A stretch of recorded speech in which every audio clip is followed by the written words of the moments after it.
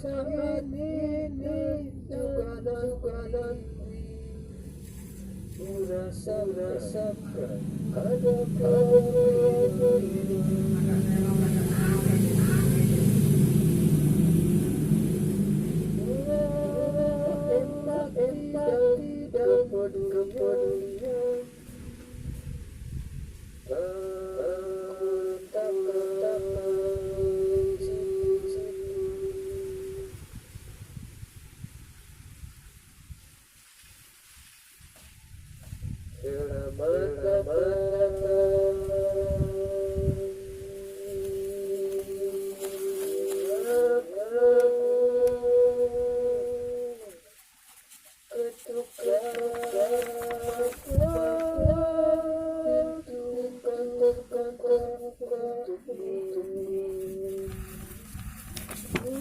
kepedulian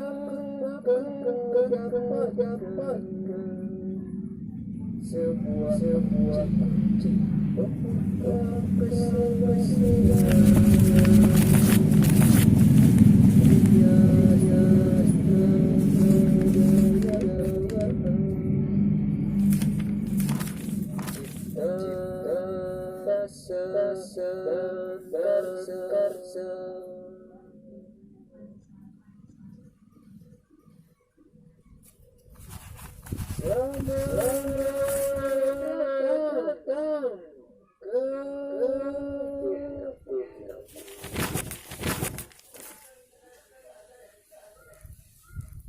Selamat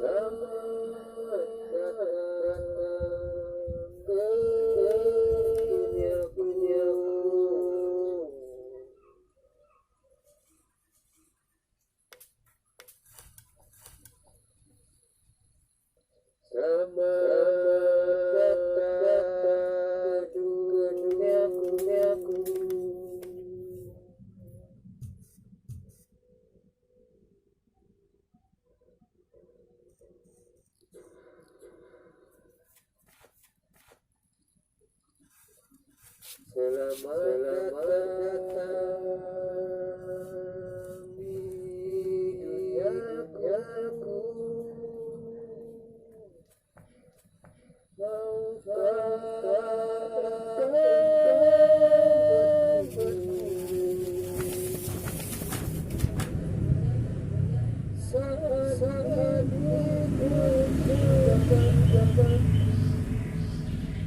Rasakan ada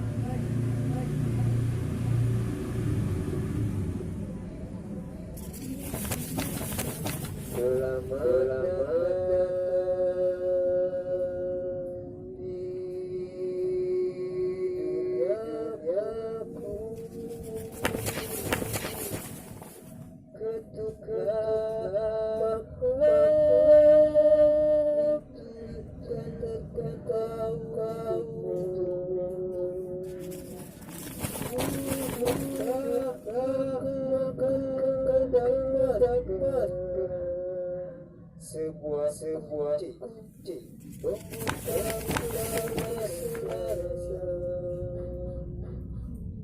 rias dinamis budaya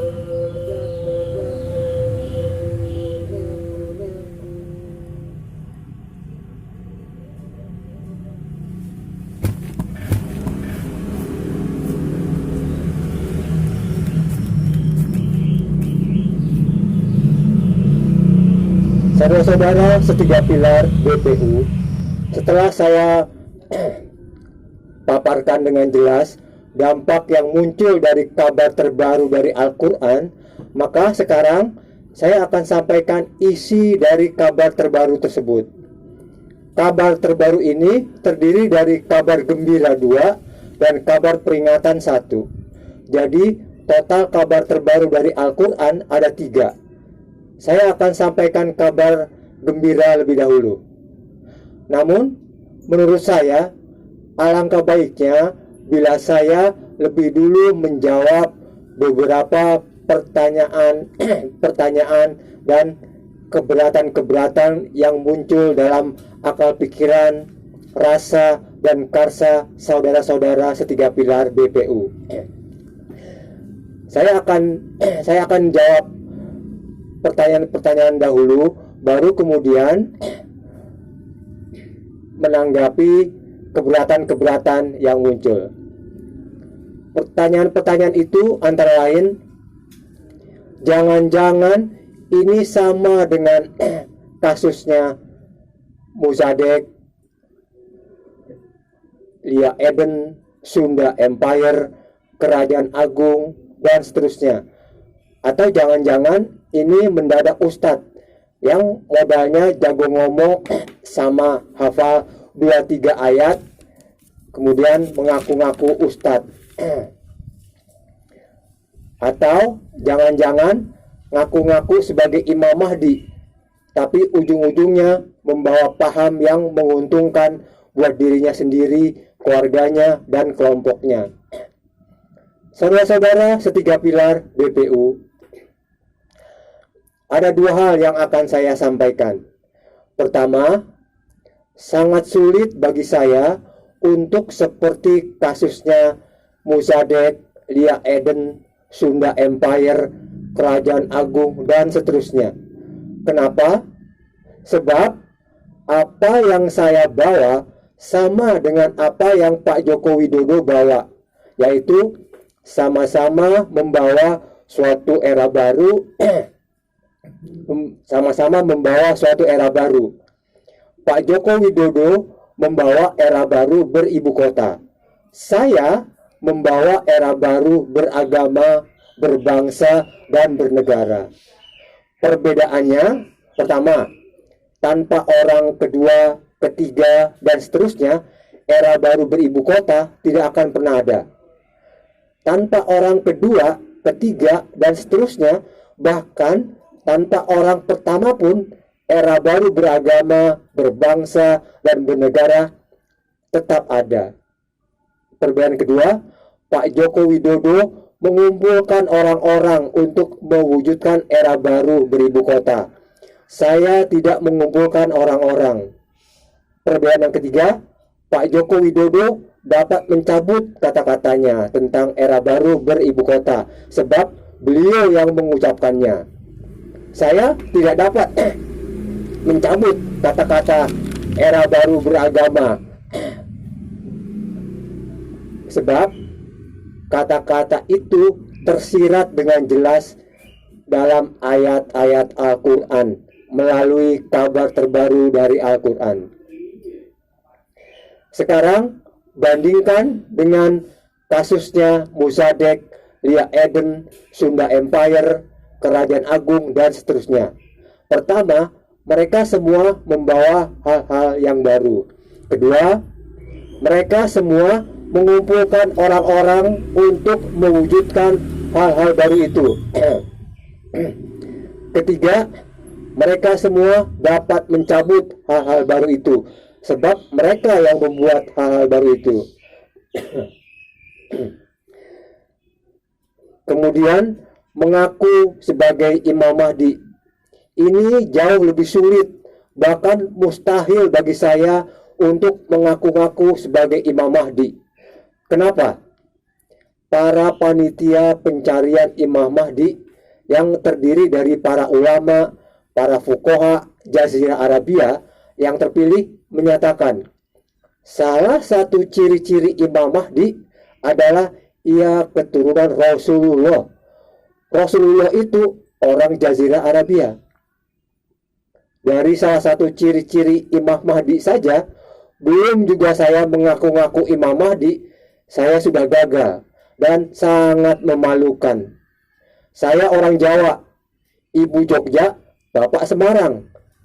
Kedua orang tua saya Jawa asli, bukan Jawa aspal, asli tapi palsu. Sebagai orang Jawa asli, saya bertanya pada para panitia pencarian Imam Mahdi itu. Saya orang Jawa asli, bisakah saya jadi Imam Mahdi? Para ulama dan para fuqaha Jazirah Arabia itu sambil tersenyum menjawab dengan lembut, saudara, Imam Mahdi bisa muncul dari arah barat ataupun dari arah timur, atau dari belahan bumi utara ataupun dari belahan bumi selatan. Sepanjang dia keturunan Rasulullah, dialah Imam Mahdi. Lalu saya bertanya lagi, Rasulullah itu orang Jazirah Arabia. Bisakah orang-orang non Jazirah Arabia dan bukan keturunan Rasulullah jadi Imam Mahdi? Para ulama dan para fuqaha Jazirah Arabia itu menjawab dengan tegas, ini adalah sudah suatu ketetapan bahwa di luar keturunan Rasulullah belum saatnya, belum waktunya untuk membawa dan memimpin umat Islam sedunia. Mendengar jawaban itu, saya kemudian mengambil suatu kesimpulan. Alangkah cerdasnya para ulama dan para fuqaha Jazirah Arabia itu. Tanpa menggunakan standarnya apa, tolok ukurnya bagaimana, sudah dapat menilai orang lain di luar dirinya. Cerdas bukan? Sebagai perbandingan, banyak orang-orang bodoh tapi tahu bahwa dirinya bodoh di luar sana, ketika diminta untuk menilai orang lain di luar dirinya, menjawabnya sangat lama. Ada saja alasan yang dibuat ketika ditanya kenapa lama dalam menjawab. Alasan-alasan yang dibuat itu antara lain harus dibuat dulu standarnya, tolok ukurnya. Kemudian tolok ukurnya harus sudah disetujui oleh para ilmuwan dan para peneliti di bidang tersebut. Baru kemudian dapat digunakan untuk menilai manusia atau suatu bangsa dalam hal kepemimpinan. Saudara-saudara setiga pilar BPU, sedikit penjelasan tentang istilah Jawa asli dan Jawa aspal, asli tapi palsu. Berdasarkan penelitian seorang sejarawan sekaligus budayawan, Dr. Bambang Nursena, pada tahun 1600 Masehi atau abad ke-16, ada suatu program politik dari negara Mataram. Program politik ini dibuat dengan tujuan mengubah karakter orang Jawa asli menjadi karakter yang sesuai dengan budaya dan politiknya negara Mataram. Agar pembangunan karakter building ini tidak disadari oleh orang Jawa sendiri, maka pembangunan karakter building ini dilakukan melalui bahasa. Maka dibuatlah oleh pemerintah negara Mataram semacam buku panduan berbahasa, semacam hukum fikih bahasa, namanya hukum fikih bahasa Jawa Romo Inggil. Salah satu aturan hukum fikih bahasa Kromo Inggil adalah akhiran huruf A diubah menjadi huruf O. Juga diatur sebutan atau panggilan untuk seseorang untuk memperjelas kedudukan status atau strata sosial ekonominya di masyarakat. Aturan hukum fikih bahasa Kromo Inggil sangat lengkap.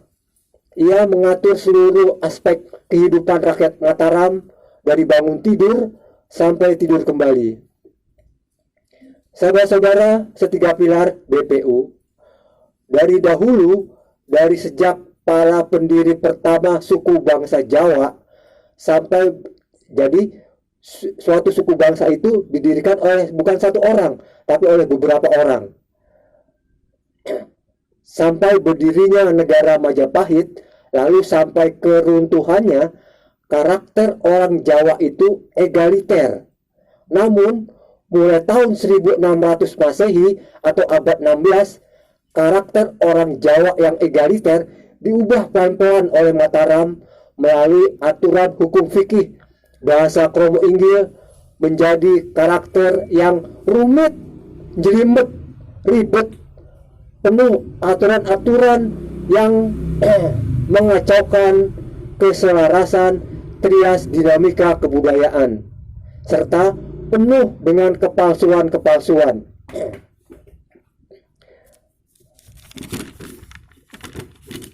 Aturan hukum fikih bahasa Kromo Inggil telah berhasil mengacaukan keselarasan trias dinamika kebudayaan, yaitu cipta, rasa, dan karsa orang-orang Jawa. Orang-orang Jawa tidak memiliki jiwanya. Jiwanya telah digadaikan pada aturan-aturan hukum fikih bahasa Kromo Inggil. Hal ini sudah dianalisa oleh ilmuwan di masa dahulu yang menyatakan orang Jawa tinggal separuh, orang Jawa hilang Jawanya. Maka muncul istilah orang Jawa asli dan orang Jawa aspal. Orang Jawa asli berkarakter egaliter, sedangkan orang Jawa aspal berkarakter hukum fikih bahasa Kromo Inggil.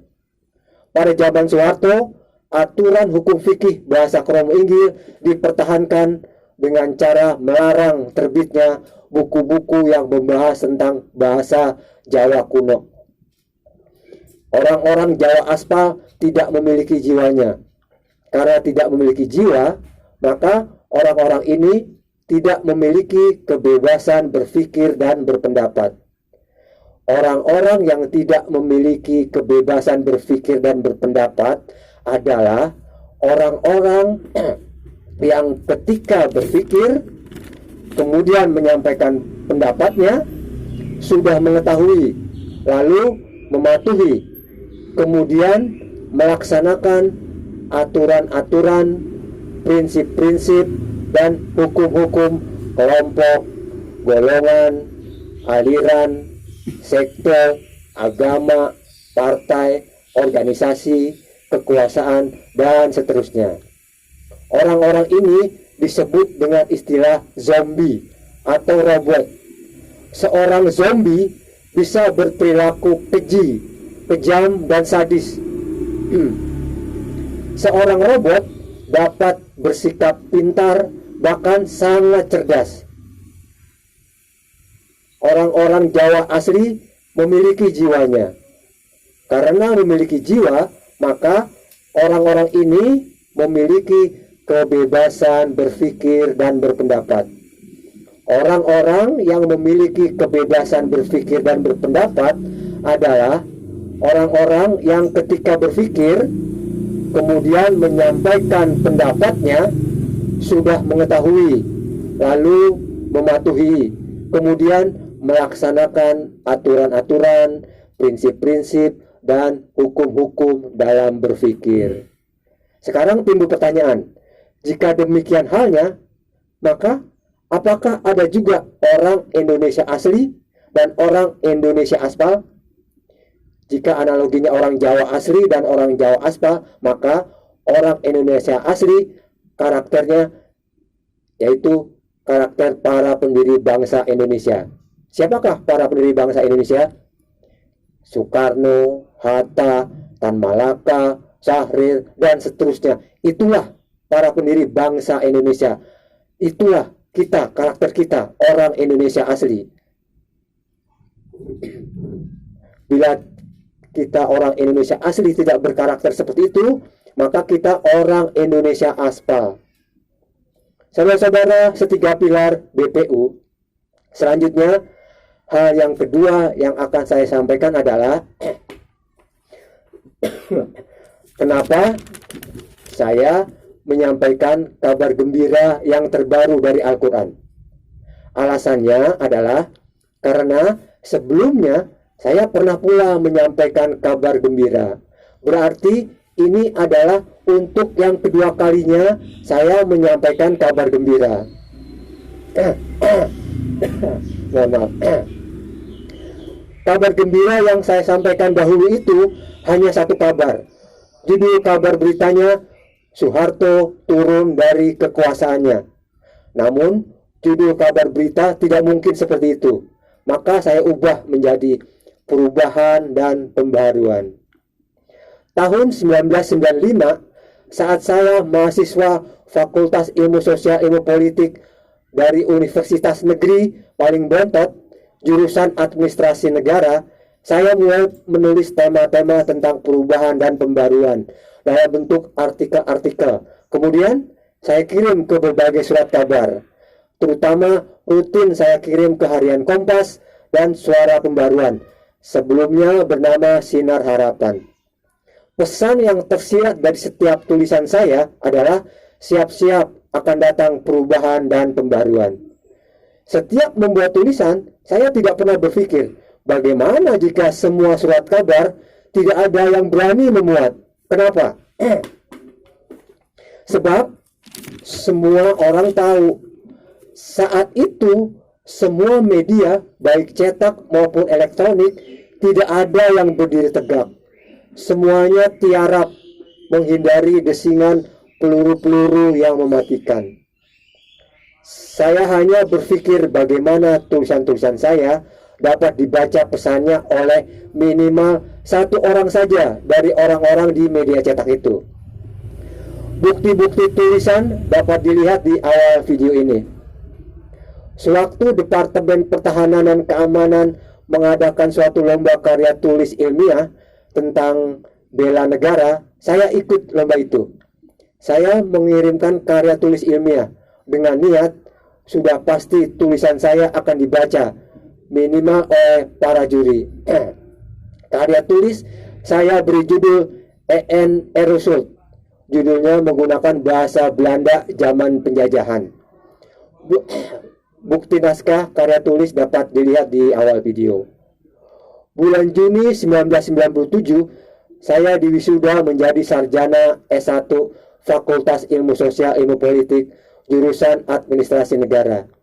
Manfaat yang saya dapat dari disiplin ilmu ini adalah secara teori saya sangat paham dan mengetahui bagaimana cara mengelola dan menjalankan suatu organisasi yang namanya negara.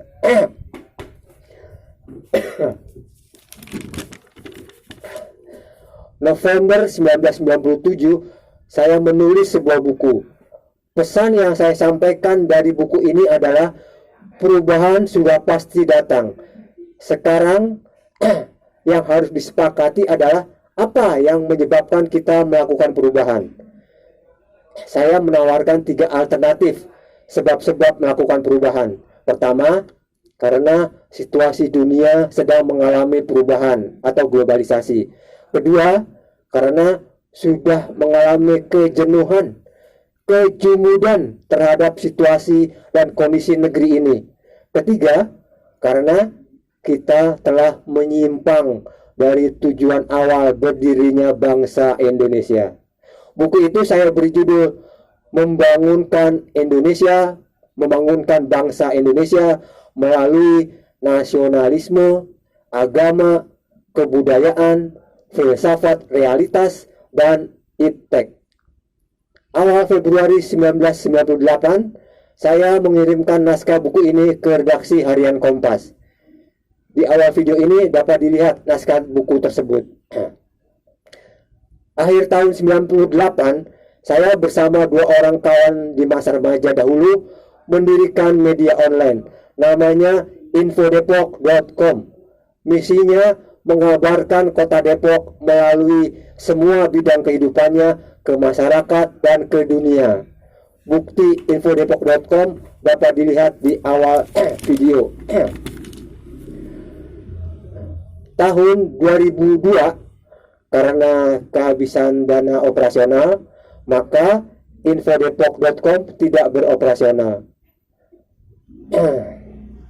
Berharap Pemkot Depok dapat memberikan subsidi ataupun mengambil alih. Namun harapan itu semakin tidak jelas. Maka saya langsung balik kanan mencari pekerjaan. Di saat sedang fokus-fokusnya bekerja, datang suatu kabar berita. Judulnya kabar terbaru dari Al-Quran. Maka umat beragama akan memasuki era baru beragama, berbangsa, dan bernegara.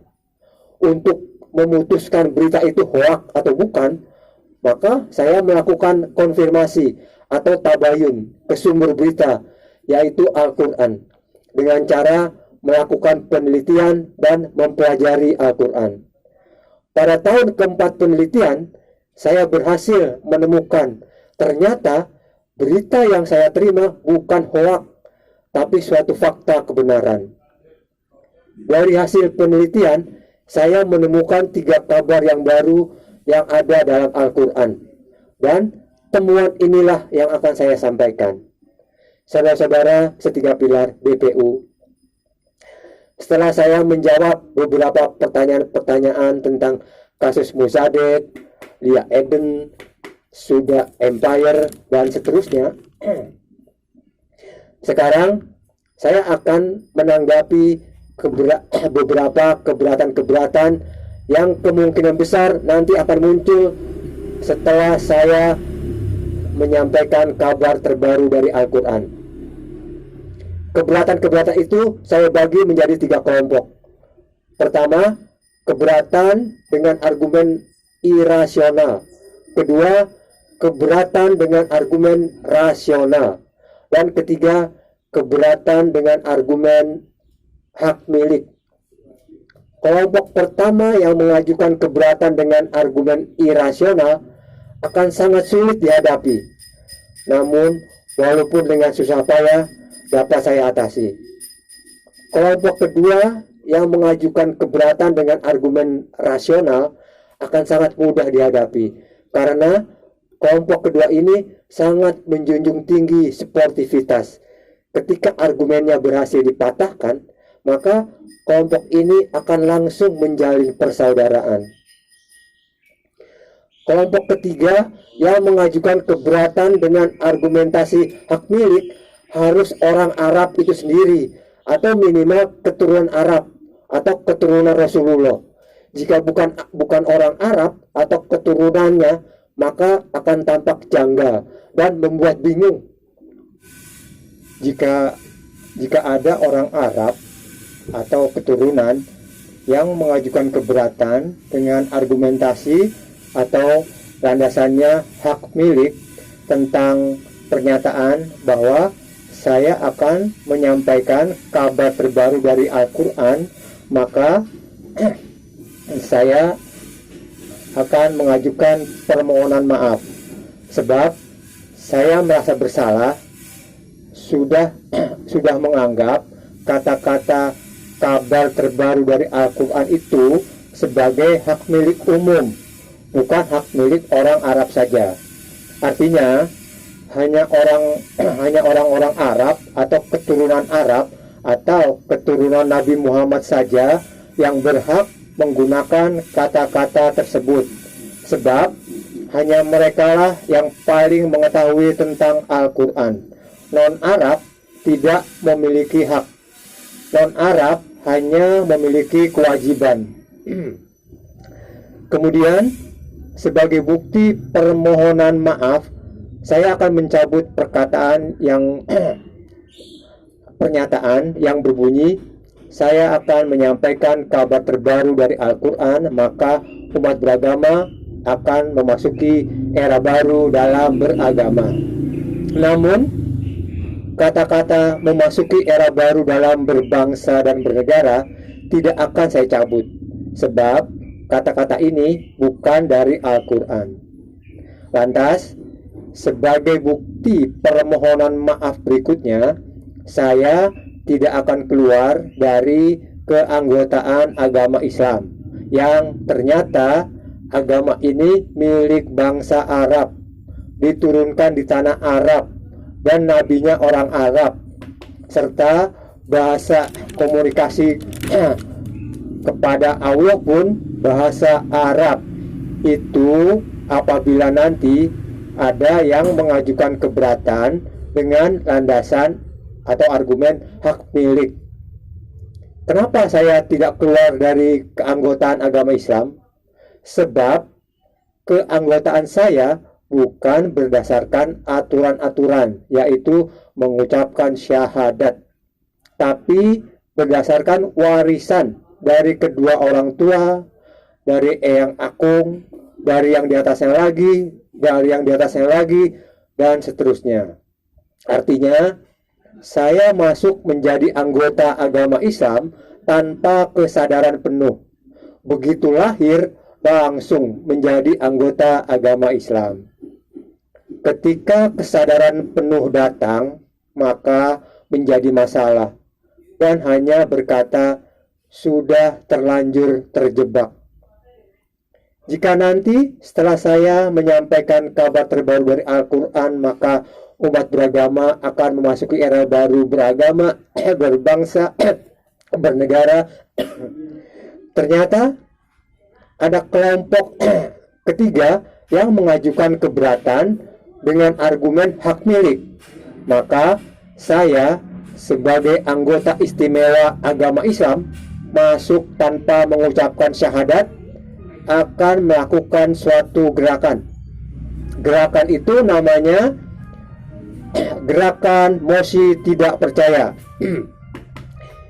Isinya ada 5 butir mosi tidak percaya. Pertama, mosi tidak percaya bahwa ajaran agama bangsa Arab ini bukan milik bangsa Arab.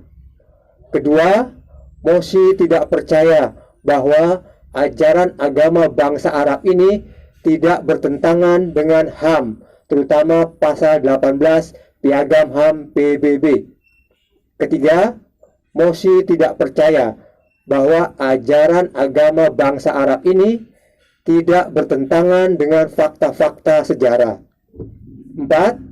Mosi tidak percaya bahwa ajaran agama bangsa Arab ini tidak bertentangan dengan fakta-fakta ilmu pengetahuan.